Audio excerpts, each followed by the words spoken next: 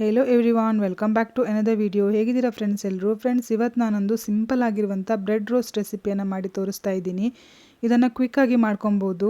ಮಕ್ಕಳು ಸ್ಕೂಲ್ ಬಿಟ್ಟು ಬಂದ ತಕ್ಷಣ ಅವ್ರಿಗೆ ಈಸಿಯಾಗಿ ಮಾಡಿಕೊಡ್ಬೋದು. ನಾನಿಲ್ಲಿ 3 ಸ್ಲೈಸ್ ಆಗುವಷ್ಟು ಬ್ರೆಡ್ ತೊಗೊಂಡಿದ್ದೀನಿ. ಹಾಗೆ ಅದನ್ನು ಸೈಡ್ ಕಟ್ ಮಾಡಿಬಿಟ್ಟು ತವಕ್ಕೆ ಸ್ವಲ್ಪ ತುಪ್ಪ ಹಾಕಿಬಿಟ್ಟು ನಾನು ರೋಸ್ಟ್ ಮಾಡ್ಕೊತಾ ಇದ್ದೀನಿ. ನೀವು ತುಪ್ಪ ಬದಲಿಗೆ ಬಟರನ್ನು ಯೂಸ್ ಮಾಡ್ಕೊಬೋದು. ಎರಡೂ ಸೈಡು ಚೆನ್ನಾಗಿ ರೋಸ್ಟ್ ಆದ ನಂತರ ಇಲ್ಲಿ ನಾನು ಅರ್ಧ ಕಪ್ ಆಗುವಷ್ಟು ಹಾಲನ್ನು ತೊಗೊಂಡಿದ್ದೇನೆ.